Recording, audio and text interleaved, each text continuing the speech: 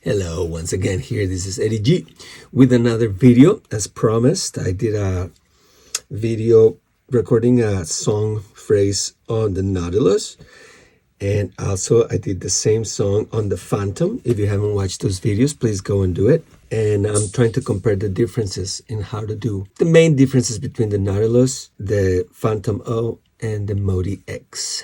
Basically a real workflow. That's what I'm trying to achieve, is a real workflow. So like for instance, if we put up the thing, you'll probably have this live set. Nautilus calls them combinations. They have a combination mode or a program mode. Program modes are single tones. Combinations are where you can combine all 16 channels, layers, splits, etc. The Phantom mode takes a different approach. They call it zones. Actually, zones for the single tracks. Core calls it tracks. Phantom, Roland Phantom calls them zones. And the zones are in a scene. And the scene has all your 16 tracks, etc. So the scene can have a song, a single program, or a phrase. So anyway, it's kind of like the same with the MODX. They have what they call a live set, where you have your live lists, different songs. And then you have your performance mode, where you're going to go ahead and do your programs. So for instance, here is a factory thing. I have a piano. And then if I move the wheel, now I went to, or a combination. Let me go to one of my live sets. For instance,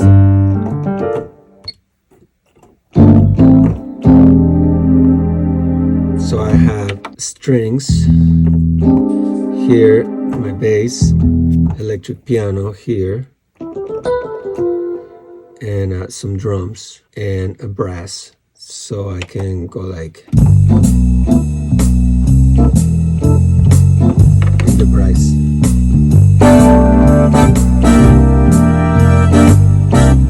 Anyway, so that's, by the way, the MODX is what I use live most of the time, actually all the time, because it's a keyboard that was really made as an answer of people that didn't want to buy a motif and pay the price with all the workstation features. So Yamaha put out a keyboard that only had sounds. A lot of keyboard players were going like, well, why can't we just have a keyboard that has sounds and not all the other bells and whistles? And so out came the MODX, and they did have a phrase, a pattern, what they call a pattern recorder. Then what happened is that people started complaining that it didn't have a sequencer. So they added a sequencer.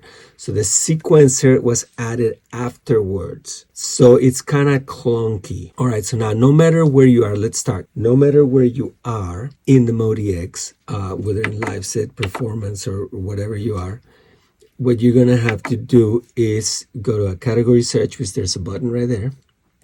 Category search, and you're going to put initialize. All right, I'm going to go with normal, and I'm going to press enter. There's an enter button over there. Enter, and now I'm presented with all my tracks per se. I'll call them tracks because the Phantom actually calls them cells. Well, he calls them zones, but the way when you sequence, now you sequence in a cell. So anyway, so all of these are going to have this, So now to get a sound, let's call some drums. All right, so I'm going to press right here, and I'm going to have category search. Boom. And I have all my categories right there. You see them: piano, keyboard, organ, guitar, etc. So I'm going to go to drum, percussions, and then I have scroll buttons, or I can just click on them. Let's use that. All right. Now we're going to create a pattern. I'm going to create the same pattern I did on the Nautilus and the same pattern that I did on the Phantom. If you haven't seen those videos, go and see them and see what attracts you of each. Let's create this pattern. All right. So my BPM was at 90. All right. So I have 90 over here. If I click in there, there's my BPM. You have some tap tempo here. See how it changes over there? Or I'm just going to try to get to 90. So I'm close. I'm at 80. And I'm at 90 now. I'm gonna press exit. There's a button, an exit button. I'm gonna go to live set, program. My drums. All right, so now I'm gonna press, I do have transport controls over there. I don't know if you can see them in the screen. They're right next to the screen. And you have stop, record, play, locate, etc. The Nautilus does not have transport buttons. It only has them on the screen. But I mean, it's no problem. You can really use them easily. So let's press record. And now I'm presented with a new pattern over here. And I'm gonna time signature 4/4, position 1, scene 1. I'll explain that later. Because we have 8 scenes within the same pattern. The length of the pattern would be 4/4, so I'm gonna make it 8, and then the loop's gonna be on, so that looks right. I'm gonna press play and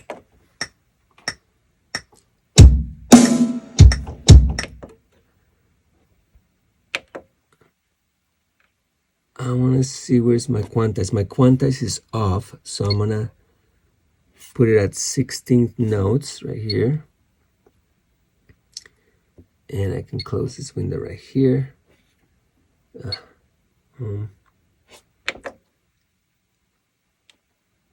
And recording quantize is at 120.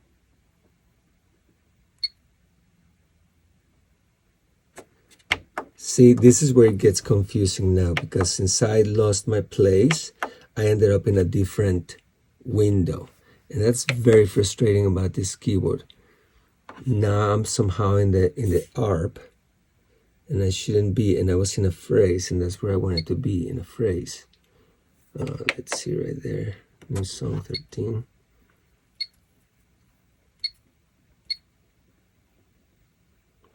All right, let's try that. Where's my other window? Pattern. Oh, there we go. Pattern. Tempo. Quantize. All right. See how it got confusing over there? Let's press play. I'm in replace mode. And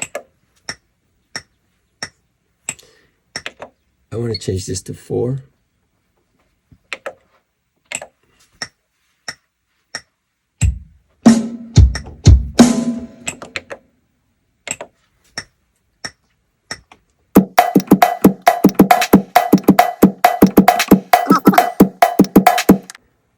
So now I press record again, and you see how when it stopped, it changed my screen. So I couldn't make an overdub from here. I would have to press record again, and then there is my replace, and I can change it to overdub over here. So that's kind of confusing, because you may be looking for overdub on the other screen when really you have to press record first for the machine to offer it. So let's record the hi-hat.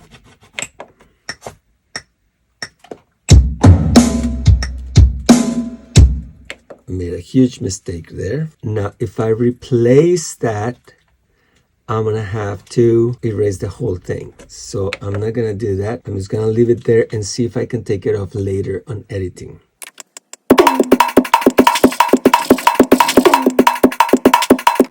All right, so now look for Cabasa right here.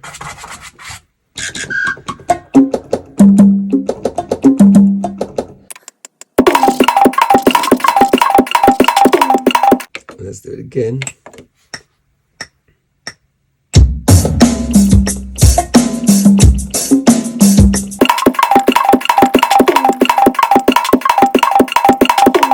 So one thing that I did notice is that you can actually leave it on all the time, and if you know where your instruments are in the keys, then you're fine. You can just leave record on and it'll keep recording. So now what I'm gonna do is I'm gonna record mode again, and I see when I go to record, there's that thing that says erase over here, and I'm wondering if that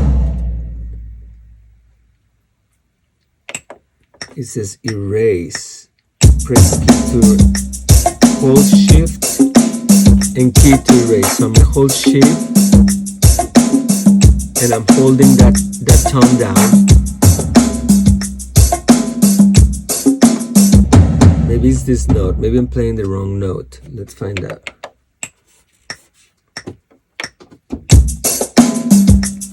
That's what it is.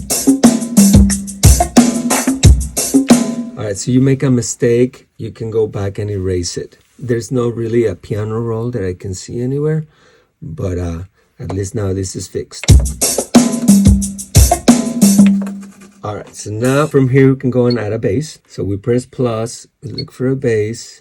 Let's just look for a finger bass. All right, let's electric. Let's round one.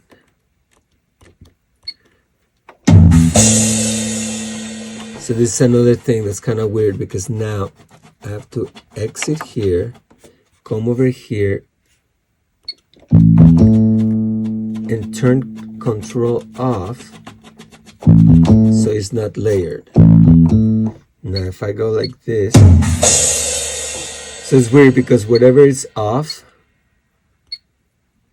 is what sounds. I mean, to me that's not very intuitive, but now let's go back here and pick a bass. Search category, bass, electric, and ooh, why didn't it?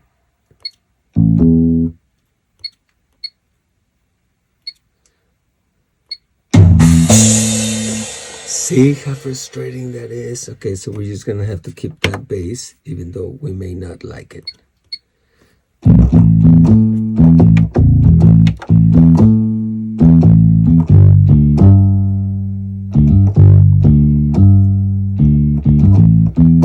That's what I did on the last thing. So let's make that phrase 4. Let's go to erase over here, but you see I have to go to record, replace it, and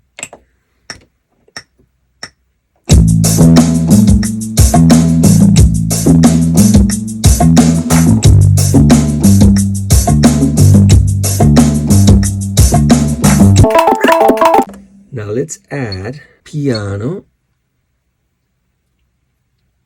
Let's see. Keyboard. Let's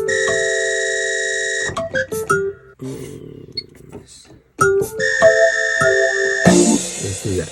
Because I don't want to hear anything else. And this is all, and a lot of times I've noticed this, that some pianos have more than 4 programs. I want to keep it on single programs. So I'm going to delete this. And I'm going to go ahead and say edit. There's an edit button over there. So say edit. And I'm going to go to track overview. So that wouldn't be it. You see, I'm in a labyrinth of stuff that... How do I edit? Oh, there you go. If I click there, I have an edit, which is different than the edit in the button. So it's a labyrinth of confusion. So now let's go back. We click this, and then there's a delete button right there. So I'll delete that. Yes, delete. Same thing, delete, delete. And then when I add something, over here I have my attributes. So I'm gonna say single tone. So I want single tones, and I just want a keyboard, and we'll use that. Enter. I really don't like it. Be nice if I could change it from here. Let's see. Alright, that seems to do the trick. Okay, you turn all of them off, and if you click them like that, it'll change your MIDI channels for you. And let's go to category search. I'm in single still. Let's look for electric piano. All right, that's nice. Let's use that. Enter. Turn the arpeggio off.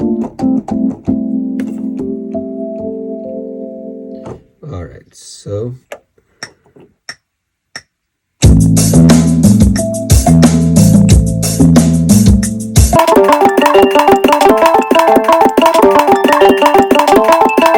so I made a mistake there. So what I do now, I'm gonna go chord this and then press shift and erase. Where did I do wrong? Oh, I was in replace. So yeah, you replace. Let's record it again. I like it. I should have made it 8 bars, really. Let's make that 8 bars, just so I can have some variety. So I'm still in replace, and I'm going to change the length to 8.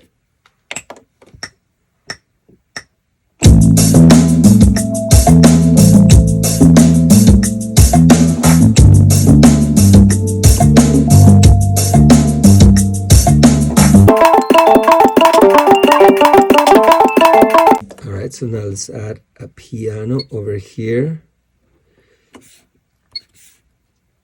Any piano. I want to see it.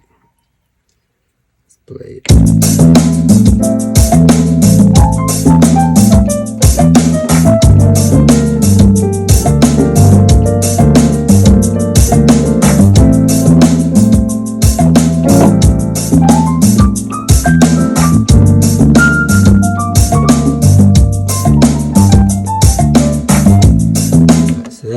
Now let's add over here, I think we had a guitar. Let's add a guitar here, and let's add an acoustic guitar. So we got a guitar, acoustic, nylon, classical. Let's see. Let's see, we got to exit and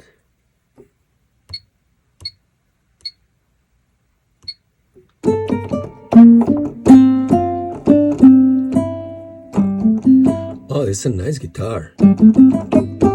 This guitar is way better than the other ones in the other keyboards.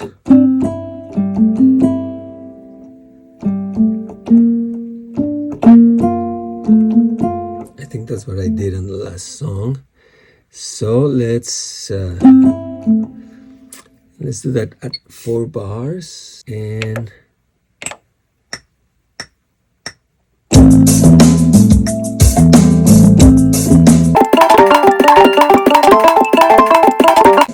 So far so good. Now let's add another guitar, but it's gonna be electric clean, and I just wanna do a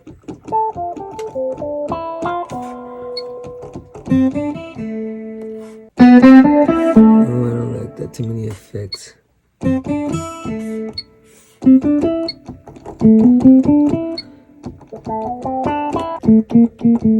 We'll use that guitar. 4 bars.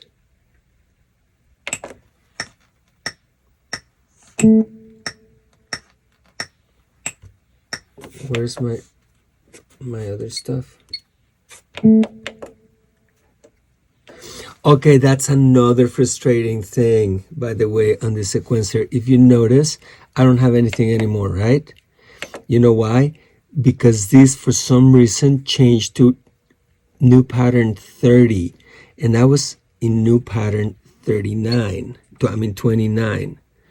So now I lost everything.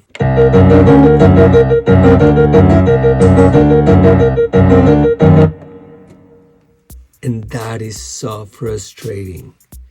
So, I mean, just for that alone, I wouldn't do anything on the MODX. And I'm glad this happened. Let's see. New pattern 29. It's not nowhere.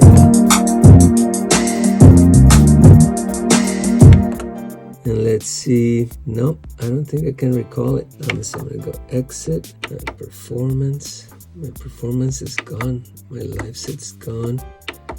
Performance. Yeah, it's like there's nothing I can do. You see now it goes to new pattern 31. So I left the screen, and when I came back, it was automatically in a new pattern, and it always happens like that. If you go to a different screen, I think there's a method where you have to press exit and stuff, and then when you come back, it's still there. But usually, I mean, this has happened to me so many times, and it's so frustrating. Look, it's gone. I just lost all the work that we did. Gone. I did this pattern, and for instance, here, you have to marry it to the performance that you're at. So there's too many steps. Now, again, in the MODX defense, this was a keyboard that was designed for live play, just sounds and maybe an idea thing where you can a recorder that you can throw in. Later on, in a couple updates later, they added a sequencer. Now the sequencer does work, sorta, if you want to be frustrated a lot.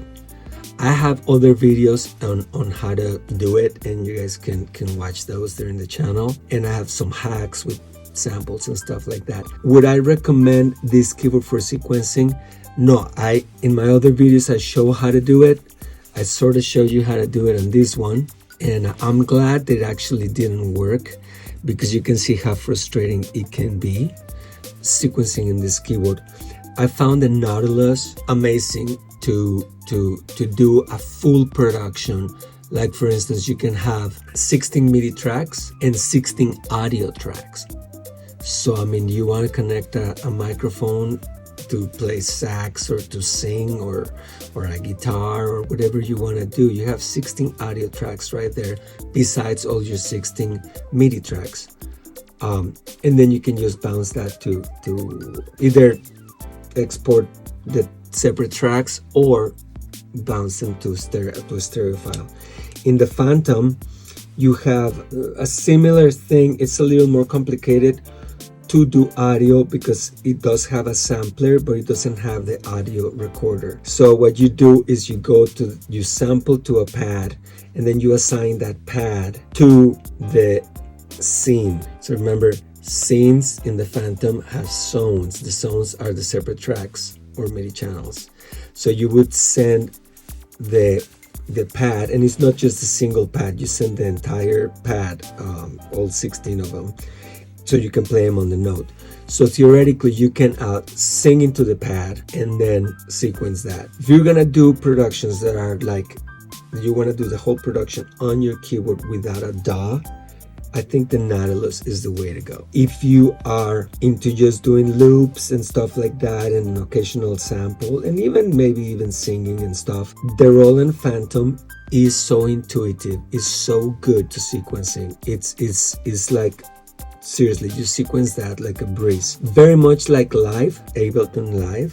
You can go and watch the video and you see how easy it is, you know. The MODX to sequence, I'm just gonna stop here now. I'm just gonna continue with the effects. Let's say I'm gonna just get a sound here, category, just to show you the effects. In the last videos, I apply them to the guitar. So let's go for a guitar, and it was electric clean. Let's just pick that one, enter, there it is. So now if I want to add effects to it, I go edit, and then there's my button effects, and there are all my inserts. So I have here an amp simulator or whatever. So they're both taken. Okay, so the other keyboards have the Nautilus has the effects, are amazing. You can do whatever you want both with the effects, both in audio and on MIDI. You route them however you want, you can edit them, etc. Roland has really nice effects. The reverbs are a little bit lacking in both ways. I mean, they're not like super nice to begin with, but they're good. In the insert effects, they do not have reverbs. The reverbs at the end. While in the Nautilus, you can put the reverbs as many as you want, whatever you want, as an insert, as a total, as a master. The Roland only has at the end as the master. Here, I believe it's the same. You only have 2 insert effects. And let's find out if it has reverbs. Okay, so I'm gonna change this. Let's see the routing. I'm gonna change this to a. Here's the flanger, distortion, compression, presence, harmonic. It doesn't seem to have a reverb. Yeah, there it is. So I have a reverb there. So, but I was looking for a delay. So there's my cross delay. And there it is.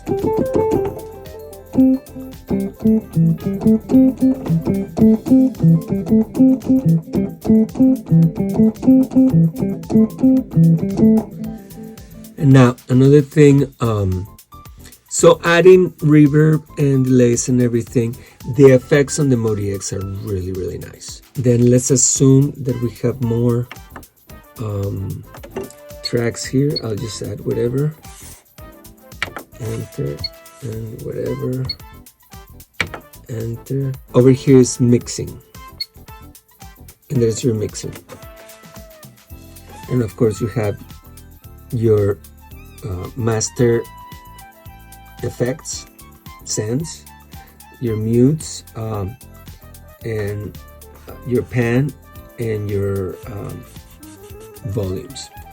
And you can mix. Now there's a really cool thing on the MODX, especially for live use, is that you can have scenes, and each scene, and you have scene buttons that way, and you can have a phrase on that scene, or if you're playing live, you can have different mixes. So for instance, let's say that I have the brass over here, enter. Okay, so let's say that I want these two, the first 2 tracks to be on. I can have them, all the volumes up, and save that on scene 1.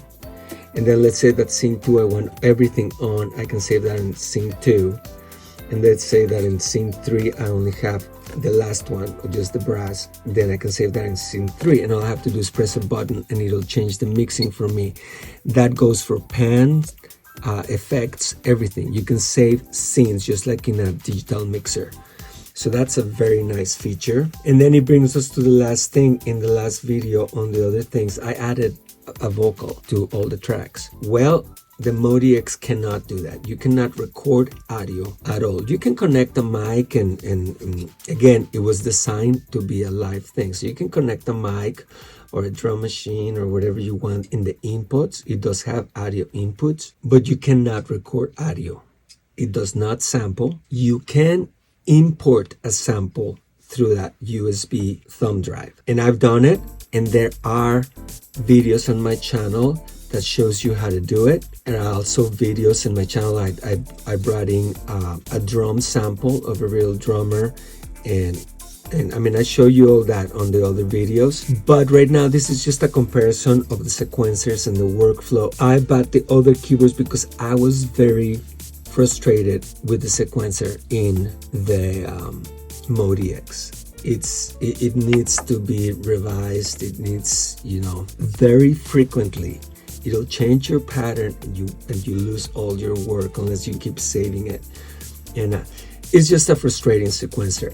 In my other videos, I always tell people the best way to use the MODX is to use an iPad. You can, with a camera connection kit. The MODX will send audio through USB and MIDI.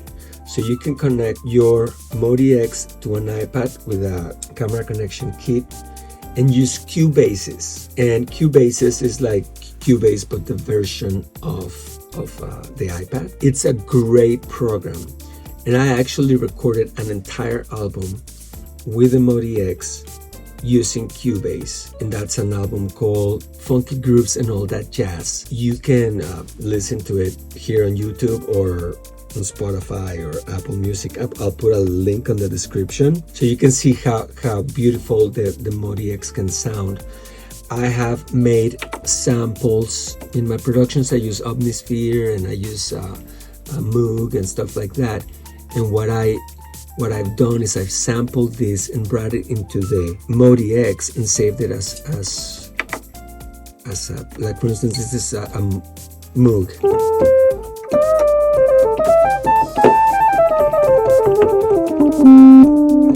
That's a Moog thing, and this is a double, another sound that I use a lot.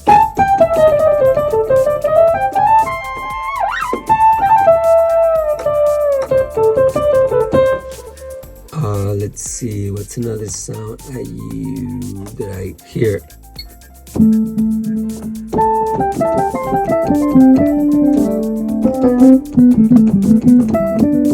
Octave guitars.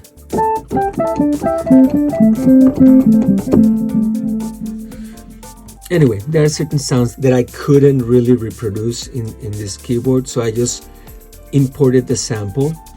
And Sample Robot, that's what it's called. Sample Robot will actually save it as a file that the MODX will read it as its own tone per se, as its own patch. And then you can save it and use it on any sequence or live. Again, I use the MODX live almost every night. This is my go-to keyboard for many reasons. The effects are really nice. It's light, I think less than 15 pounds. It's super light. It has no volume faders and the scenes, etc. And I really like that. But it's a little quirky to navigate. It's kind of quirky to navigate on this keyboard. And it can be very, very frustrating. If you want a workstation, I would recommend you get either the Roland or the Nautilus to record and create without frustration. If you're into live and loops and stuff like that, then I would go with the Roland Phantom. If you're into more old school, kind of straight ahead, then the Nautilus, because all their sounds are comparable anyway. Watch the other videos and you'll see what I mean. But for live use, really, the MODX is the way to go. Well, I hope you found this failed experiment helpful. It would not have failed if I had an iPad right now, and I would just, if I had done it on Cubase's. But I'm in a way, I'm glad that it happened, because it can show you how frustrating it is, and it has happened to me a few times where I just tell people over and over, if you're gonna sequence with the MODX, use Cubase, because other way you're gonna have a really bad time. Well, that's it for me. I hope you found this helpful. Thank you. Subscribe to the channel and follow me on Spotify, Eddie Garrido, and Spotify or Apple Music, or here in YouTube, and also anywhere, and really, and also go to visit eddie-g.com. Thank you.